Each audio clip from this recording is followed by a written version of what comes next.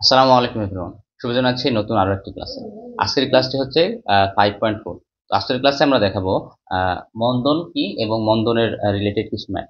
তো গত ক্লাসে আমরা দেখেছিলাম ত্বরণ রিলেটেড ম্যাথ, আজকে দেখবো মন্দন আর মন্দন রিলেটেড। তো চলো আমরা শুরু করি। তো ত্বরণ আসলে কি ছিল? ত্বরণ ছিল সময়ের সাথে বেগ বৃদ্ধির হার। ঠিক আছে? তো প্রথমে আমরা ত্বরণের সমীকরণটা আর ত্বরণের সংজ্ঞাটা লিখি, তাহলে তোমাদের মন্দনটা সুবিধা হবে। ত্বরণ, তো ত্বরণটা ছিল হচ্ছে সময়ের সাথে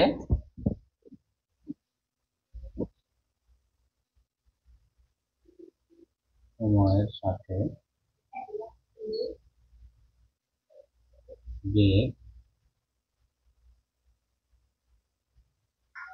বৃদ্ধির হারকে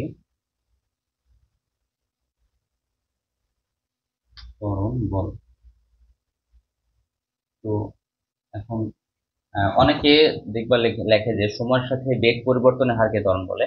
তো এই সংজ্ঞাটাও আমাদের 9-10 পর্যন্ত আমাদের হচ্ছে ঠিক আছে, কিন্তু এইটা দ্বারা আসলে যখন আমরা সময়ের সাথে বেগ পরিবর্তনের হার বলবো, তখন আসলে আহ, মন্দনকে আলাদাভাবে ডিফাইন করা মানে একটু কমপ্লেক্স হয়ে যায়। তো এই কারণে আমরা বোঝার, যদি তোমাদের টিচাররা বলে যে সময়ের সাথে বেগ পরিবর্তনের হারকে ত্বরণ বলে এটা লিখতে, তাহলে ওটা লিখবার সমস্যা নাই। কিন্তু তোমাদের আসলে ক্লিয়ার হইতে হবে যে কোনটা ত্বরণ আর কোনটা মন্দন।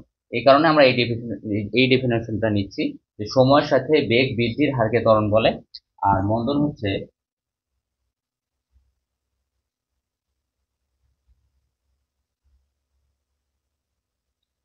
সময়ের সাথে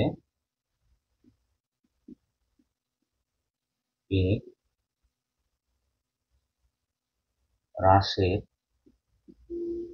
হারকে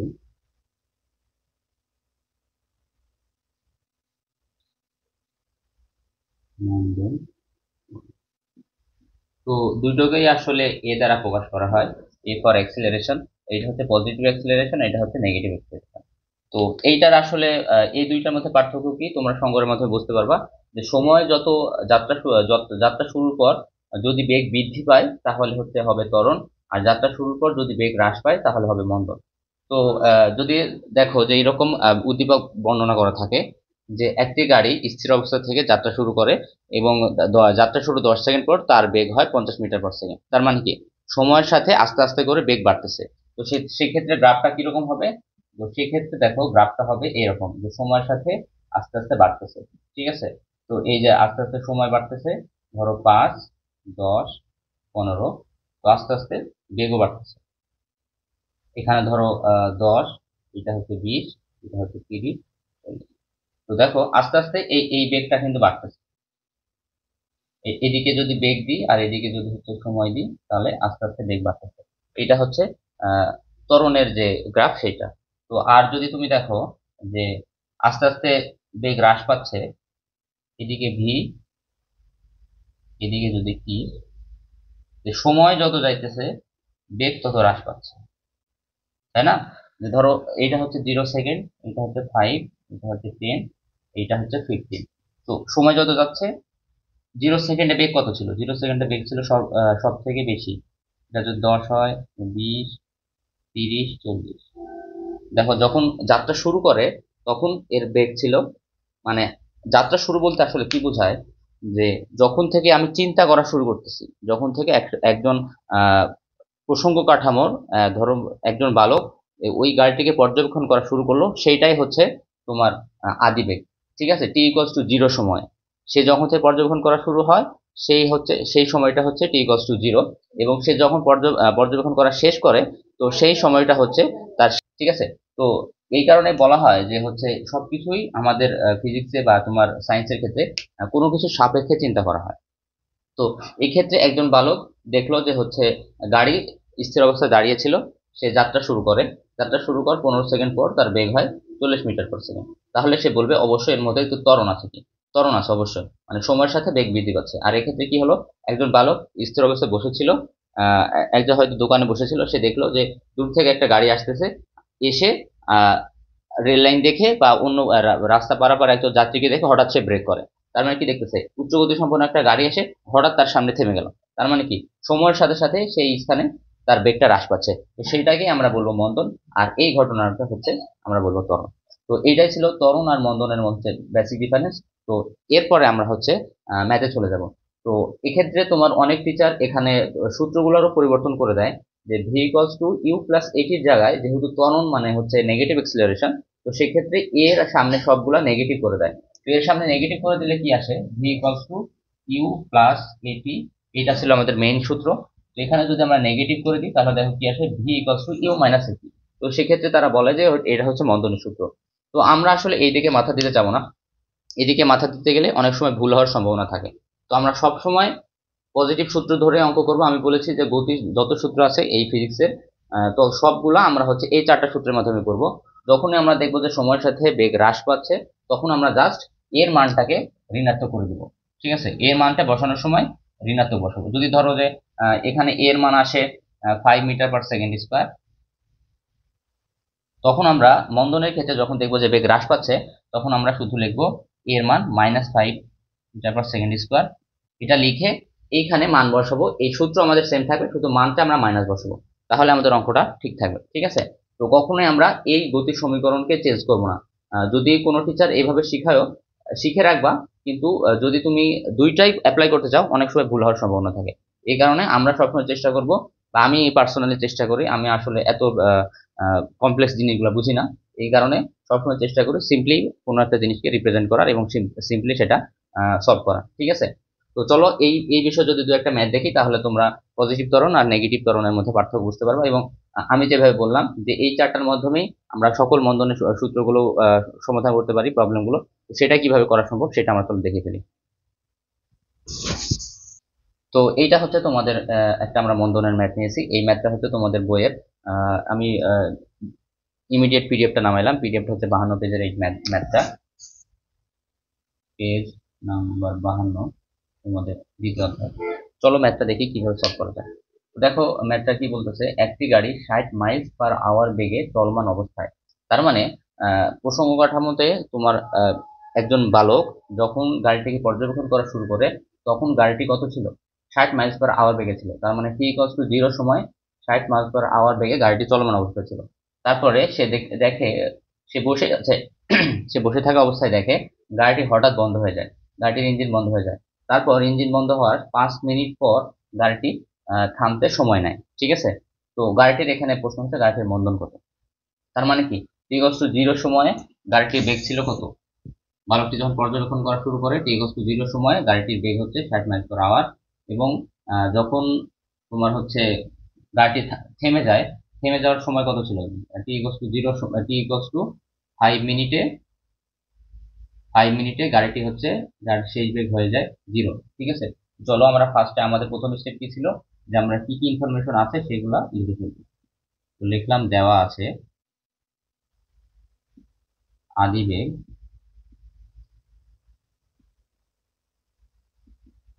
ইউ ইকুয়ালস টু কত, 60 মাইলস/আওয়ার। তো 60 মাইলস/আওয়ার। তো 1 মাইল সমান আসলে কত, এখানে আমাদের কি মাইলকে মিটারে পরিণত করতে হবে, আর আওয়ারকে কি সেকেন্ডে পরিণত করতে হবে, তাহলে আমাদের মিটার/সেকেন্ড আসবে। তো কিভাবে করতে পারি, যেহেতু 60 মাইলস দেওয়া আছে, সুতরাং 1 মাইল সমান 60কে আমাদের কত দিয়ে গুণ করতে হবে, 1600 মিটার। আমরা জানি হচ্ছে, নোট নোট হিসেবে লিখো যে note 1 mile equals to 1600 metre. ঠিক আছে, তো 60কে কি দ্বারা কত দ্বারা গুণ করতে হবে, 1600 দ্বারা। আর ভাগ দিতে হবে 1 ঘন্টা সমান কত সেকেন্ড, 3600 সেকেন্ড। তো যদি ভাগ দিই তাহলে কত আসে, ক্যালকুলেটর হিসেব করে ফেলি। 26.67 মিটার/সেকেন্ড। ঠিক আছে, তো আমরা আদি বেগটা বের করে ফেললাম। তো আদি বেগ বের করার পর আমাদের কাজ হচ্ছে শেষ বেগ বের করা।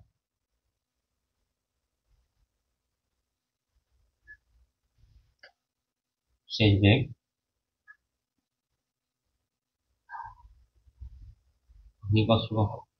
গাড়িটি ইঞ্জিন বন্ধ হয়ে যায়, ফলে গাড়িটি থেমে যায়। থেমে গেলে বেগ কত হবে? 0 মিটার পার সেকেন্ড। তারপরে হচ্ছে কত সময় নেয়? সময় t equals to 5 minute. 5 minute equals to 5 গুণিত 60 ইকুয়ালস টু 300 সেকেন্ড। ঠিক আছে, তো সময় হচ্ছে আমাদের, তাহলে দেখো এখন কি কি দেওয়া আছে, আমরা এখন সূত্র সিলেকশন করব।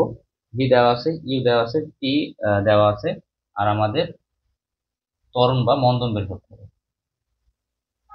আমরা এখানে আমরা সবসময় ত্বরণই লিখবো, তারপর হচ্ছে মন্দন দিয়ে অ্যান্সার বের করব। ঠিক আছে, ত্বরণ এ ইকুয়ালস টু হোয়াট। যদিও আমাদের প্রশ্নে বলেছে যে গাড়িটির মন্দন কত, তো ত্বরণকে নেগেটিভ ফর্মে লিখলে কি হয়ে যায়? মন্দন হয়ে যায়।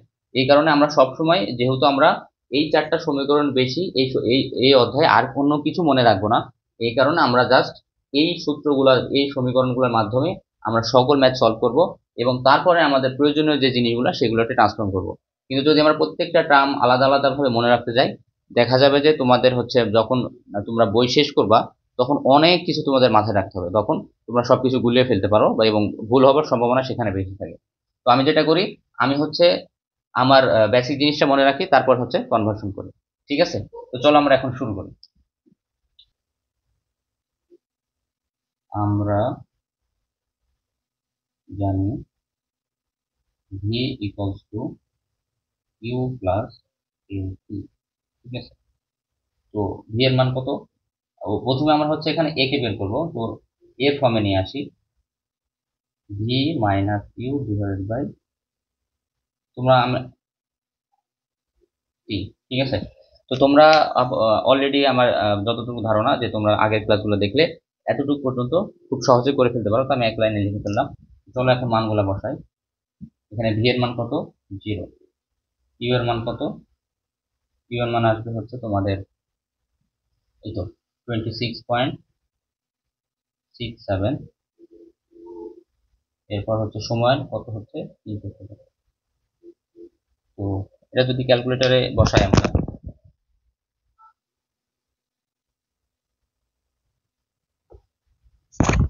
আসবে 0.08 সেকেন্ড। 0.0889 metre per second. তো দেখো এটা অবশ্যই নেগেটিভ আসবে,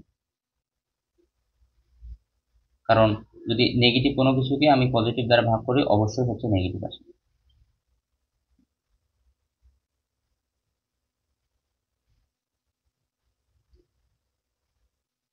ঠিক আছে, দেখো নেগেটিভ ত্বরণ আমরা সবসময় সূত্র কি নিয়েছি? পজিটিভের। ঠিক আছে, তো যখনই মান নেগেটিভ আসবে তখনই বুঝবো কি এটা হচ্ছে মন্দন। তো সুতরাং আমরা লিখবো অতএব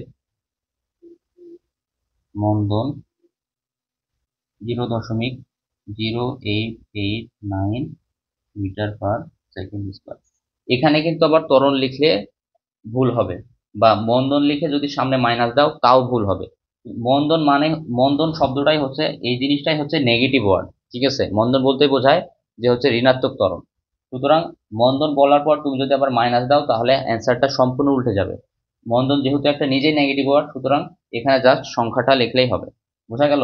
সুতরাং আমরা হচ্ছে অ্যান্সার লেখার সময় এটা সবসময় খেয়াল রাখবা যে অ্যান্সার আমাদের নেগেটিভ আসবে, যেহেতু মন্দন বের করতে বলছে, এবং যখন আমরা অ্যান্সার লিখবো তখন নেগেটিভ ছাড়া সংখ্যাটা লিখবো। কিন্তু নেগেটিভ সহ যদি আবার মন্দন লিখি তাও ভুল হবে, আবার ত্বরণ লিখে যদি শুধু এত লিখি তাও ভুল হবে। আমাদের এই ফরম্যাটটাই লিখতে হবে, যে মন্দন ইকুয়ালস টু এত। কারণ কি, মন্দন নিজে একটা নেগেটিভ ওয়ার্ড। ঠিক আছে, তো এটাই আমাদের অ্যান্সার। তো এই ম্যাথের ক্ষেত্রে ত্বরণ আর মন্দনের ম্যাথটা পুরোপুরি সেম। আমি যতগুলা ম্যাথ করাইছি সবগুলা এই একই প্রসেসই হবে। শুধুমাত্র দেখবা যে অ্যান্সারে যখন যে ক্ষেত্রে মন্দন বের করতে বলছে সেই ক্ষেত্রে দেখবা ত্বরণ নেগেটিভ আসছে, আর তখন আমরা এই অ্যান্সারটার এই 2 লাইনটা একটু খেয়াল রাখবো, যে মন্দন লিখে শুধু পজিটিভ যে সংখ্যাটা সেটা আমরা লিখবো একক সহকারে। তো এইভাবে করতে পারলে তোমাদের ম্যাথটা খুব ইজি ওয়েতে তুমি সবকিছু সুন্দরভাবে সলভ করতে পারবা। তো আজকের ক্লাসটা এই পর্যন্তই, পরবর্তী ক্লাসে দেখা হচ্ছে ইনশাআল্লাহ।